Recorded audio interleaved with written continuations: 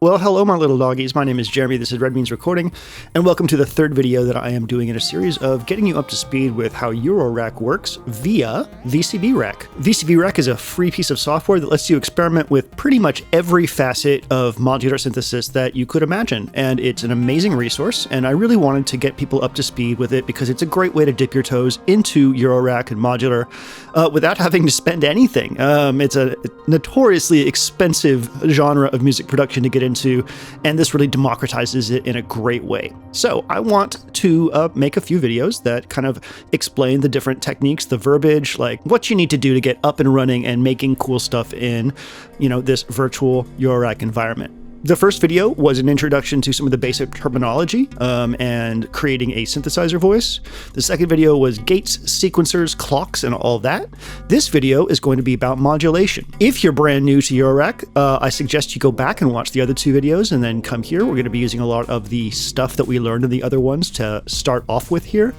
And if you're not new to Eurorack, well, maybe this series isn't for you. But, there's a lot of people that are brand new to all this, and, that's what this is for. I'll be making every single patch that I make in this series available to everyone, so check the link in the video description to download those.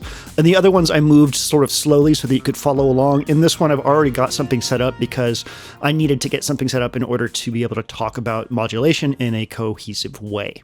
So with that said, let's go ahead and start talking about modulation. We have a sequence here, and I'm going to briefly explain what's going on. From the top, we have a clock device that's creating clocks. We have a mixer that is being used to put audio into and send audio to our chronoblob as a send and return effect. And here's our audio out over here. Our main voice is elements, which is right here. And over here, we have a gate sequencer receiving clock from our clock device, sending out a gate to our little digital sequencer right here. This sequencer is sending CV out into a attenuverter, which is then sending it out to a quantizer and to the volt per octave of our elements to do pitch. The gate out of this is going in to trigger the Buffaco Rampage function generator.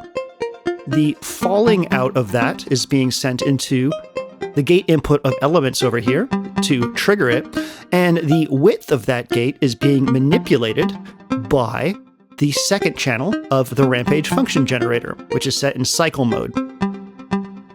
This will give us a gate that will change shape over time, and it won't be really apparent until I turn up one of these other things. See how it's getting shorter and longer? So we're already modulating. There's actually a lot of modulation techniques going on here already. So before we get much farther, let's talk about what modulation is. Everything in VCV Rack is control voltage. Everything in Eurorack is control voltage. Every event that occurs is done with voltage, and that voltage has a range. I believe the full range is 10 volts peak to peak, meaning the full range available to you is 10 volts, but the way that 10 volts is apportioned over the range is different depending on what you're dealing with. In order to explain this simply, let me go and grab one of the most basic tools that we have to create modulation, and that's called an LFO. Here it is. An LFO is what we call a low frequency oscillator. It's something that oscillates, meaning it puts out a waveform over a period of time. That happens to be a low frequency, meaning that it's below the frequency that we normally associate with human hearing. However, we can go far into audio rate with this, which means we can go past 20 hertz and go into where we might be able to hear it. But over here, we can see on our scope, and these scopes are very useful, by the way. You should always be using scopes. This is a great tool. This is what we call our zero crossing, this red line right here. And you can see that our LFO is bouncing above that line. It's currently in what I call unipolar positive mode, meaning that it is going from 0 up and down, but never goes below 0. It's unipolar, meaning it's not going above and below 0, and it's positive, meaning that it's going just positive. Using this simple inversion tool, we can invert it, and now it's unipolar negative. Or, if we disconnect it from here and reconnect it to our scope, we can press this button called offset, and now it's bipolar. You notice the range remains the same, but now it's going above and below 0. So that's an introduction to the terminology we're going to be using and an introduction to the most basic modulation tool. The shape that it's currently put out is what we're going to use to modulate things. So let's start off with this simple LFO and modulate something in our elements synthesizer. When I'm thinking about modulation in Eurorack, I'm thinking about what I want to change. What do I want to change over time? The first step in that is reaching into the module, like in this case elements, and moving a knob and seeing what I like. So let's go ahead and do that.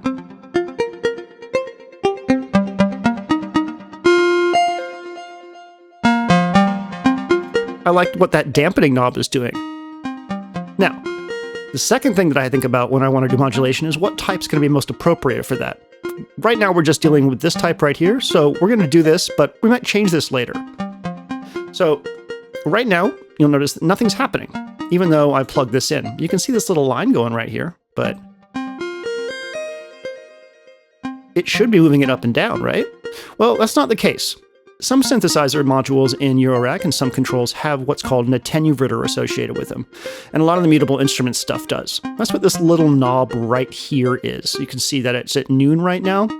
And you can see as you hover over it, it says energy dissipation speed CV0. That means that despite the fact that we have something going in here, it's not going to do anything until we turn this up or down. So I'm going to switch this back to unipolar right now. And as I turn this up, this little attenuverter up, what's going to happen is that it's going to invisibly increase the position of this dampening knob up and then back down to where the knob currently is. That's how unipolar positive works. It's going to go up from where the knob is and then back down to where the knob is. So the knob becomes the starting point. So let's do that. Let's find a good place for this. Now already, we can hear that LFO working on it, right? I'm going to turn this LFO down. It's a little fast for me. And I'm going to turn our attenuverter down. Because I only want a little bit.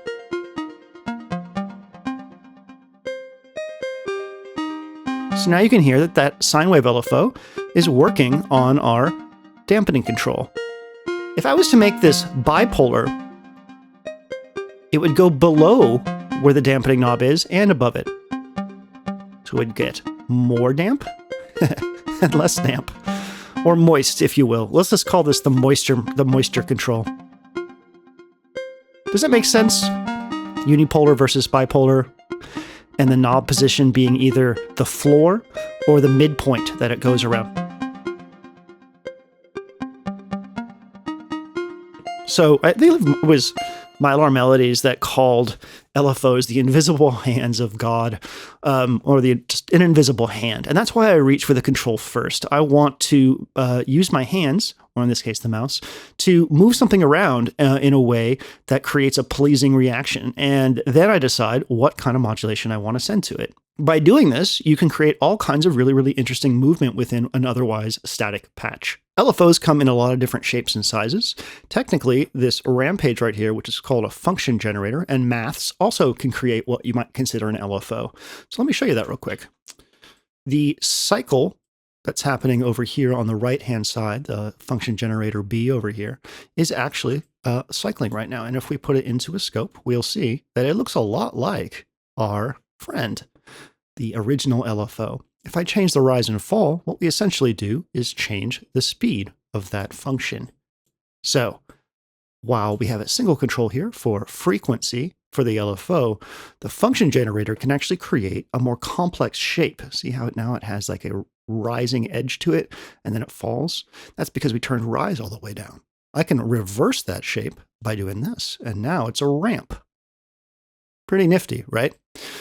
For the place that this particular modulation is going, however, I want it to be a rise and fall because it's going into the control for the width of our gate. Now, we may modulate that later because modulation is one of the fun things that we can do here. Let's talk about envelopes. Envelopes are another source of modulation, and we use them extensively in the last two videos to do things like control volume of our VCAs and the shape of our filters. So let's grab an envelope generator and play with that a little bit. So this is an envelope generator. It's specifically one that has 4 stages: attack, decay, sustain, and release. People that have used, traditional synthesizers have probably noticed these controls all over the place, and that's because this is a traditional envelope. This needs a gate signal. It doesn't need it, but in order to use this properly, it expects a gate signal, and luckily we have one of those. So let's find that gate. Where was it coming from?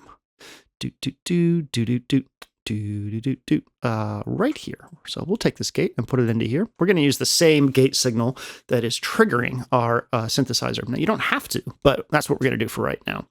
So let's hit play again and watch what happens with this. So over on the right here, you can see our envelope being created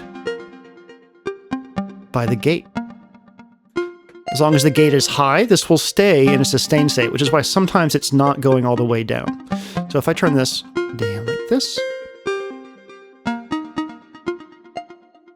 you can shape that modulation signal coming out. So these are very, very useful. You'll see these all over the place.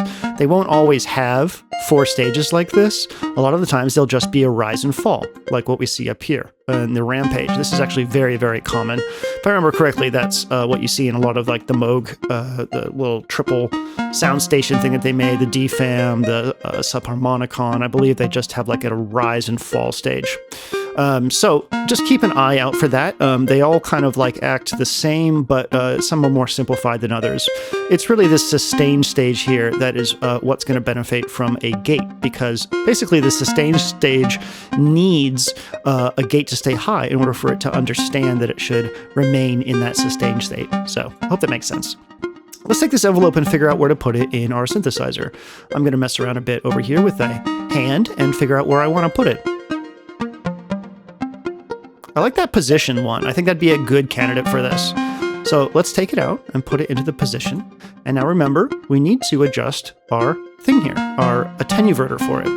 And you'll see on our scope that this is completely positive. This does not go below 0 at all. And that's pretty common for envelopes, just by default. We could, of course, invert this, and there are, I'm sure some envelopes out there that have an inversion control built into them, but generally envelopes are from 0 and then go unipolar positive, which is what we're seeing right here. So let's get this going.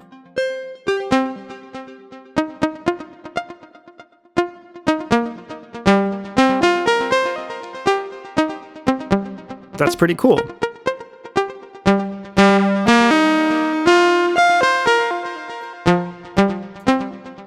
There's a lot more versions of both of these things in VCV Rec. One of my favorites, and we're going to use this later, is called Tides, Tidal Modulator 2. This thing is really cool because, let me grab another scope. This thing is made to put out related modulation. All 4 channels sort of relate to each other. And there's different modes you can run this in. So now that we understand what modulation looks like in a scope, we can kind of look at this and be like, what's going on here? 1 is putting out nothing. I'm not really sure why it does that in this mode. 2 is putting out a bipolar triangle wave. Last 2, 3 and 4, are putting out a gate and a trigger. And the gate and the trigger have a relationship to each other. We can mess around with this with some of the controls depending on where we are in our settings here. Oh, there we go. Look, we can get a related triangle wave or an inverted triangle wave if we play with the shift level thing here. That's pretty cool. Let's go ahead and change this mode here. There's a mode in this where all 4 are going to be shifted from each other. So we'll turn shift level all the way up, turn frequency down, and then change the smoothness here. Now we get all these cool, wiggly, weird things. And this is going to be a prime candidate to modulate later with maybe even another Tides, because modulation is really, really fun. So we're going to put this aside for right now. We'll come back to it. We don't need it right now. I just wanted to show you that LFOs can be very complex depending on what you do with them. Another type of modulation we have access into here is the wavetable LFO. So you see how this LFO down here, this basic one with a sine wave, let me change our time so we can really see the shape again. Very basic sine wave, very smooth. Up here we have these strange wiggly ones, which we can change in a variety of ways through the tidal modulator, so very complex up here. What we have with a tidal modulator is kind of like a wavetable LFO, but a wavetable LFO is like using a wavetable oscillator to create a modulation shape. And it's pretty cool. So let me take the wavetable out and put it into our thing here. So there's a sine wave, and we can see that right now this sine wave is set, as our shape right here. I can change the wavetable position, and this particular wavetable, which is basically a collection of waveforms that you can move between, what this does is changes the shape of this out. And look at all that. Isn't that cool? Like, we can actually morph between these, but that's not all. If you have any wavetables that you have available to you in your, sample library or things that are like in Serum or something like that, then you can bring those in and use those. And that's when things get really wild. So here is a very complex wavetable form that I got from a probably dubstep or neuro kind of like wavetable thing. And you can see that we just get this really wild shape out of it, especially as we move through the wavetable positioning. So let me actually play you what this would sound like. I think it's probably time that we get a second voice in here anyway. So I'm going to set that up real quick, and then we'll use this wavetable LFO to modulate something. All right.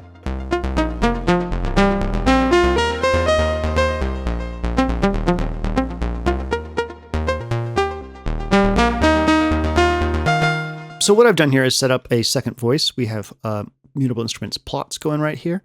Let's get this on over. Second gate sequencer run by the same clock, and we use the second channel of the Bufaco dual attenuverter to create another pitch sequence from the same pitch information that we were using before. And I'll explain that a little bit in a smidge, the way that we can use attenuation to make quantized melodies. I have gone into it before, but it's worth noting again. Okay, so what we want to do here is take the out of this and put it into something that we're going to modulate. We're going to take the out of our wavetable LFO. So let me find something that I want to modulate. Let's hit play, and again, reach in there with your hand and figure out what you want to modulate.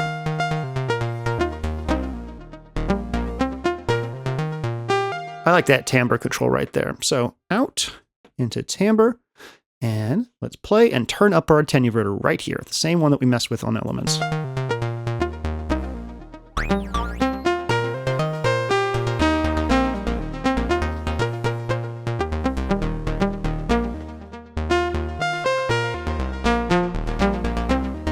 That's super cool. Now, we're already getting a really complex shape out of this wavetable LFO. It's basically going to be very difficult for us to ascertain the repetition of this modulation, whereas we can with something as simple as a sine wave. So whether or not you actually need to modulate the position of this wavetable over time is totally up to you. But just for the sake of doing it, let's go ahead and do it. I'm going to create another LFO here. And we're going to take the out of this LFO, take the sine wave out, and put it into the wavetable position right here of our wavetable LFO, and then turn that up.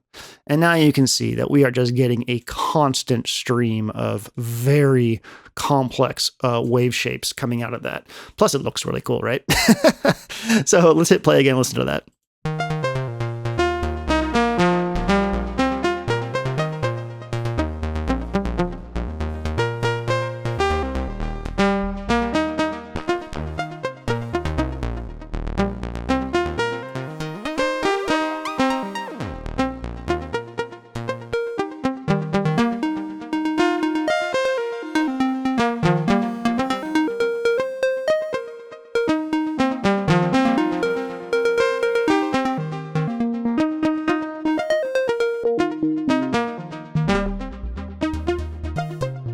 I'm actually going to repeat that over here instead of this normal LFO. So let's use this original LFO to create our modulation source. We'll duplicate our wavetable LFO, put it right here, and let's go ahead and load a different wavetable into it.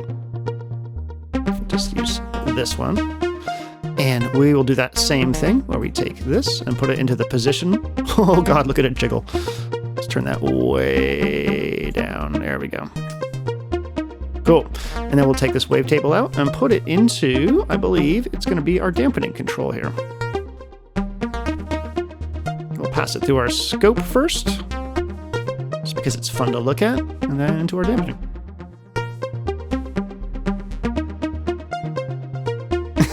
Is it jiggling so much?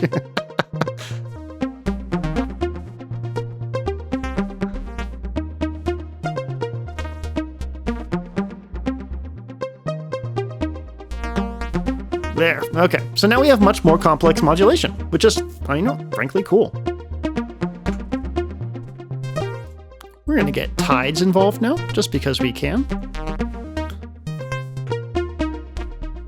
Because I really like the sound of the morph control on our macro oscillator going. So let's take out here and put it into our morph control. And we're going to turn the frequency of tides way down.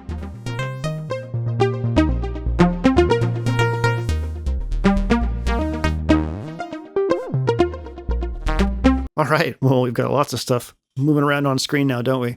The next thing I have in my notes to talk about is the concept of attenuation and attenuversion. And we've already talked about that a lot, but I think it's important to talk about it a little bit more. We know that voltage has a 10-volt range, meaning 10 volts peak to peak, and that can be split up in a variety of ranges depending on what the modulation source is. So what this means is that some things are just going to spit out a really big range, and we may need to clamp down on that. That's called attenuation. Or in some cases, we may even want to change the polarity of that. And that's called attenuversion, when basically we can make it negative. So we already have what's called a dual attenuverter working here for us. And that is the Buffalo one right here in the middle of our patch. I always use this when I'm using a sequencer that puts out non-quantized pitch values that I want to turn into pitch values. And what that means is, and we went over this, I think, in the last video, is that the sequencer that we have going right here, this little digital sequencer, is putting out control voltage values that are not tempered to a particular pitch. And it behooves us, in order to make things sound like music, to quantize those into a pitch sequence. And that's what this little quantizer is doing right here, this quant thing. You can see here it has a little musical keyboard on it, and I have chosen notes that I wish to represent the scale that I want to use. In this case, it's the E flat minor pentatonic. And down here I have a little less. But that's not enough. Let me show you what happens when we let this go all the way through with no attenuversion going into the quantizer.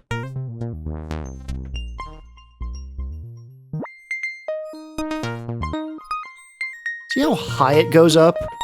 It's actually going past where most of these oscillators can handle in terms of pitch. That's because the 1 volt per octave standard, does top out at a point. There's only so high you can go in pitch.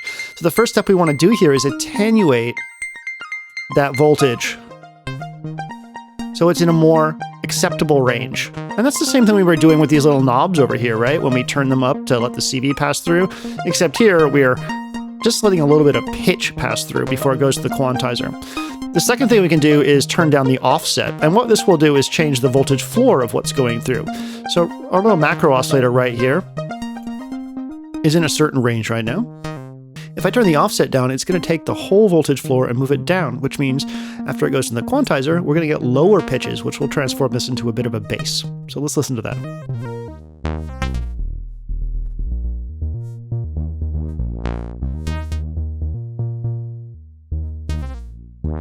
Attenuation is when we take a voltage and lower it below what its max value is naturally. So, if it was 10 volts coming out of something, we take it down to where we want it to be.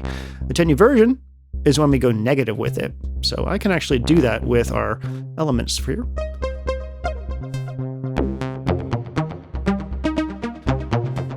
It may sound a lot like offset, but it's actually inverting what's coming out of the sequencer, which is actually pretty cool. I might leave it like that. Yeah, that's pretty nifty, actually. I like that. Turn this down a little bit.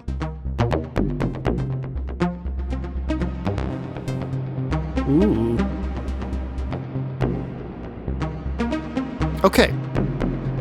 The next stage in this patch, which is honestly already getting a little unruly, let me go ahead and adjust this a little bit. What's the best way to do it? Let's take what we did already and move it over to the right. The next thing we're going to be talking about is clocked versus unclocked modulation. The first thing we need to do is get something in here that will act as our voice that we're going to modulate. In this case, I'm going to choose this macro oscillator, again, Platts. It's very, very useful, and we're going to end up using the hi-hat mode, which is right here, the last one on the red side. Let's take the out of here and put it into here. Oh my goodness, I'm going to take that out. That sounds terrible. So let's go ahead and take this clock out. This is a 16th note clock, so it'll work really great. I need a steady output from our macro oscillator here in order to really demonstrate what the modulation is going to sound like.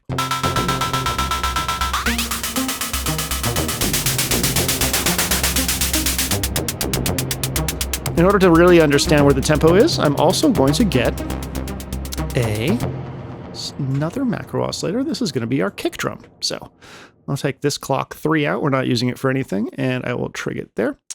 And we're going to use the kick drum module, which is this one. This one wants to get way down in frequency. So let's hear what that sounds like. All right, cool. Okay, so this hi-hat. Let's listen to what some of the controls do. So morph opens up the hi-hat. Harmonics has sort of a metal sound to it. And timbre's the filter. So I think the control I want to modulate here is morph. And I want to modulate it so it does that. That's rhythmic modulation, meaning that it has something to do with the time of our tempo. So we can grab an LFO. Let's go ahead and duplicate this LFO down here.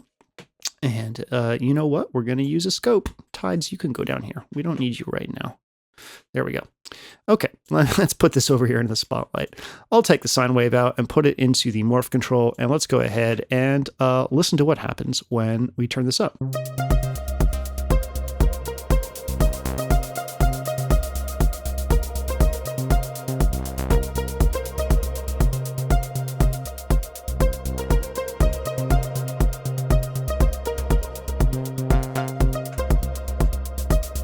So you can hear that this isn't really ideal. This is kind of meandering around. It's definitely not that closed open hi-hat feel that I wanted from earlier. So what we need to do is make this LFO react to our tempo. And if we go ahead and stop this real quick, if we look at this LFO, we can see that there's a thing on it. It says CLK, and there's also a thing that says reset. You know, in this case, reset could actually work for us. Reset is going to reset the start of the LFO every single time it gets a pulse. So let's show you that first, right? We're actually going to use the same output from the clock here that we're using for our kick, because that's a steady tempo pulse of 1, 2, 3, 4. So let's put that into reset and see what happens now. Cool. Well, now the sine wave is resetting. Yeah, every single time it gets a little pulse.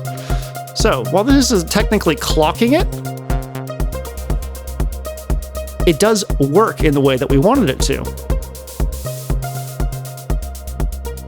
Pretty cool. Let's try clock now. Okay, cool. So now this is rhythmically synced. You can hear the topology of our modulation is synced. What happens when we change the speed? Okay, well, that's not exactly what I wanted, but it is still synced. We can hear rhythmic modulation now.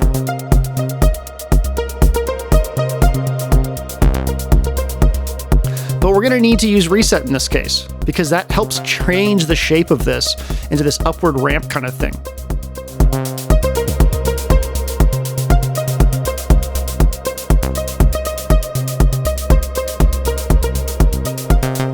Cool. Let's go ahead and do this with a sound, okay?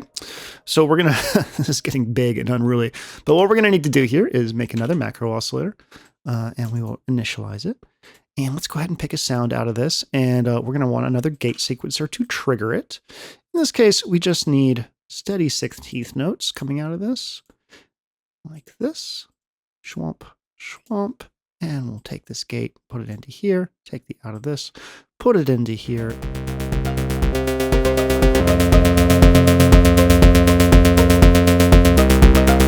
Yeah. That's cool.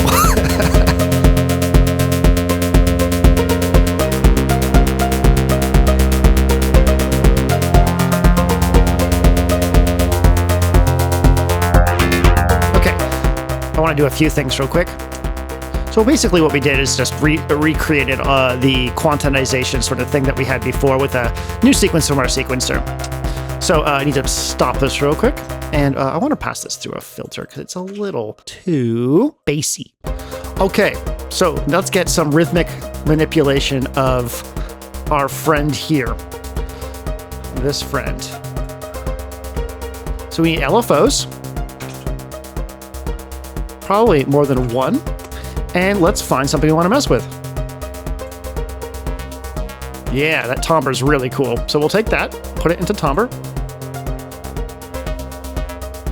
Remember, we have a quarter note clock over here, so let's go ahead and clock this LFO.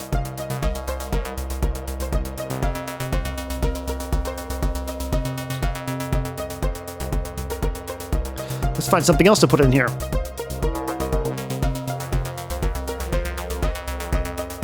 How about that morph control? For this one, we'll use the reset like we did before.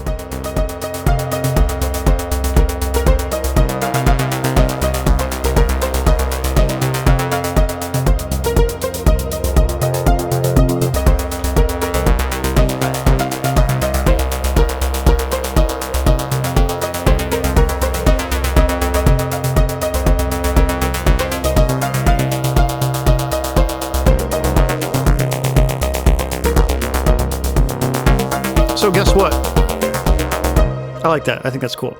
So guess what? That shape that we have going on up here, that one that's being reset, can also be used to create what we would normally consider a sidechain.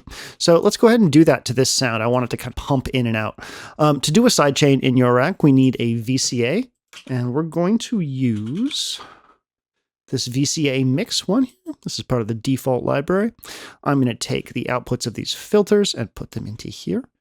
And I'm going to take the outs, put them into here.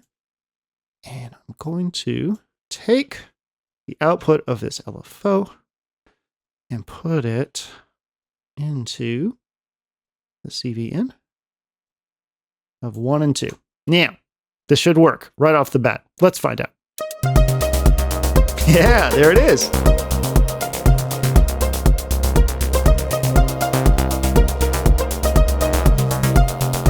You can hear it pump.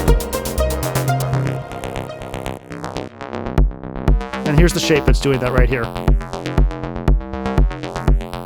So, clock modulation, very, very useful. Okay, the next kind of modulation I want to talk about is called random. And you can see that we have basically what amounts to sort of pseudo-random stuff going on here. Basically, randomization is something that we don't really understand how it's going to hit, and there's all kinds of ways to simulate randomness. I would say that what we have going on with our wavetable LFO over here, in that it will never really hit the same way twice in any kind of way that we can really understand.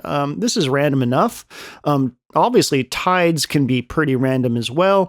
Randomization is basically when, you can't recognize the sort of effect that's happening in time. You can't recognize repetition, and that can be faked, obviously, using like these things that are offbeat and weird shapes and stuff like that. The opposite of that, I would say, is the sort of timed modulation, that we can actually hear it happening and recognize that there is a rhythm to it. But I want to talk specifically about the random modulation generator or random CV generator that we have access to in VCV Rack. So let's go ahead and look for a random.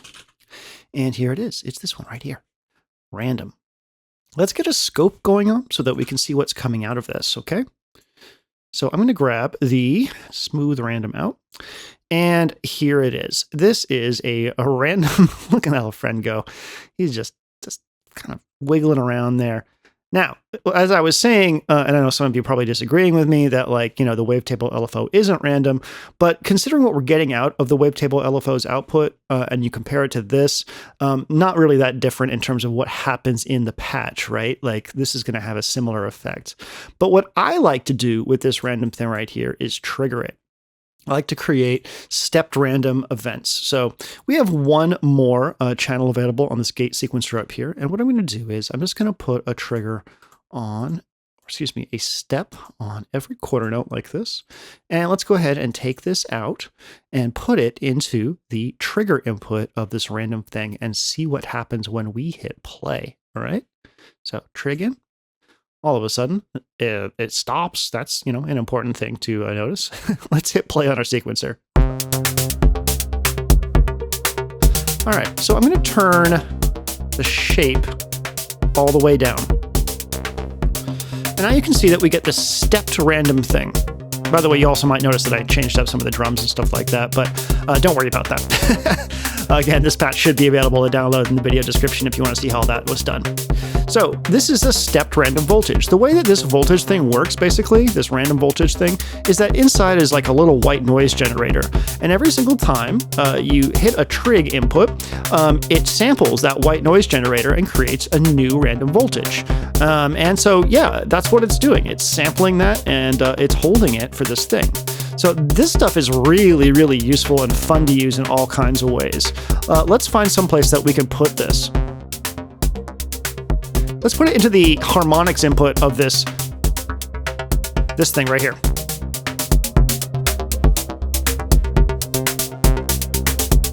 So now every single time it switches this, based on the gate sequence, we're getting a randomized voltage.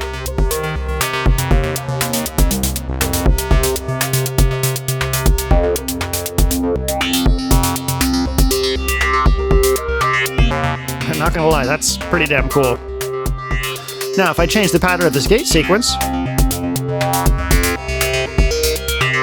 I can have it change only when I tell it to.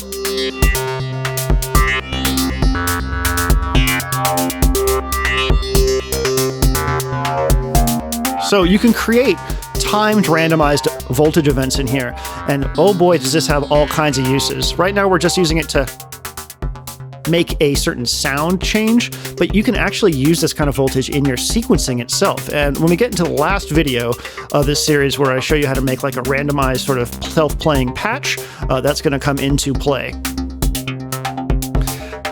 The other good thing that this can be used for is creating modulation for other things. So this leads us to what I believe is the last part of this video, which is modulating your modulators. We already are doing a little bit of this, so let's review real quick. Remember our wavetable LFO is being manipulated by another LFO, and that's what's causing it to go through its shape right here. So we need to make something that's really, really obvious. So for this, I'm going to grab another plots. Here we go. So let's also reproduce our attenuverter quantizer situation, because that's what we're going to use to make this have a pitch. Let us grab the second channel of our Bernoulli gate here, our Bernoulli gate, and we will use this to trigger this. I think what we want here is this one. This is all covered in the second video where I talk about clocks and gates. So if you're feeling a little lost, go check that video out. There's a lot of good stuff in there, I think. What we're going to do is pass this to a VCA so we can actually create sort of a top lead thing. So let's go ahead and grab a VCA and do this. And we're going to want an envelope generator for that as well. So let's grab the ADSR from before and duplicate it. So where's that trigger output that we had? It was this. Go like this, put it into the gate, and then out of this into the VCA. And then out of this into our mixer.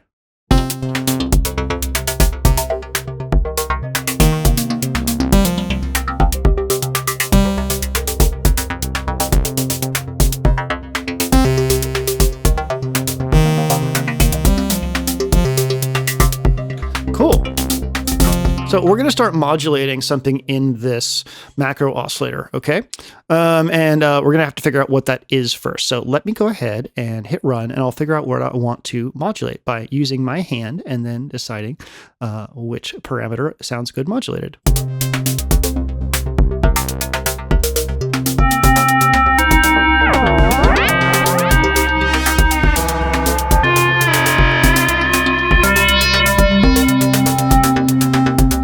The timbre control right there. So what happens if we take the random out here and put it into timbre?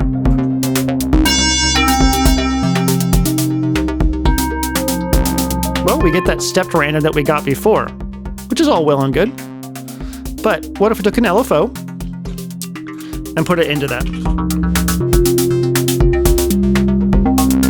Take the sine wave out. Let's get a scope going because, you know, we love our scopes. Important to be able to see what's going on. Scope. And okay.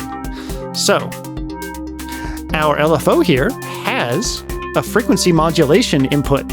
Remember, this is the frequency, the speed of this. Isn't that cool? What if we modulated that? let's take this random signal here and put it into there. Now, this is unipolar modulation, as you can see. It's just going up, unipolar positive. So where we put this frequency thing will be the low point of our signal, low point of our speed. Let's go ahead and turn this up.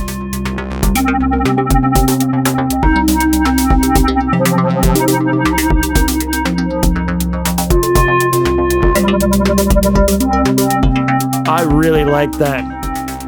But we can go one step further, can't we? We could clock this LFO, so now this will be a rhythmic wub. So let's do that. Take the clock output and put it into here.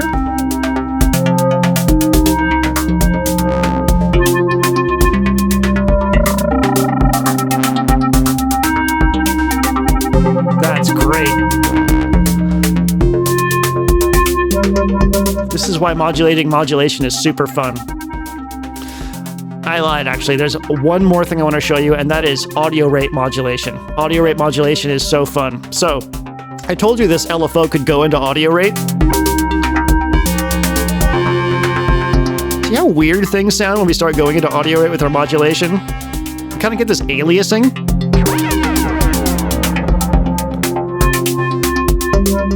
So let's find something over here to audio rate modulate.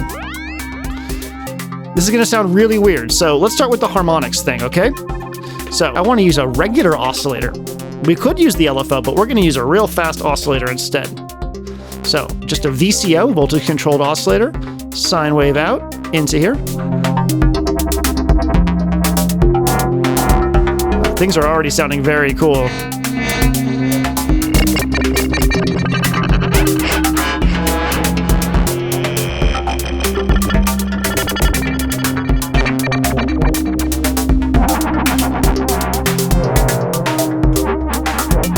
I really like that.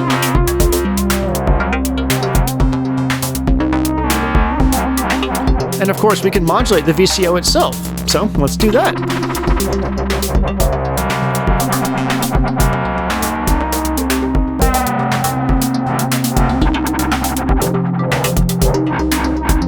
That's super cool.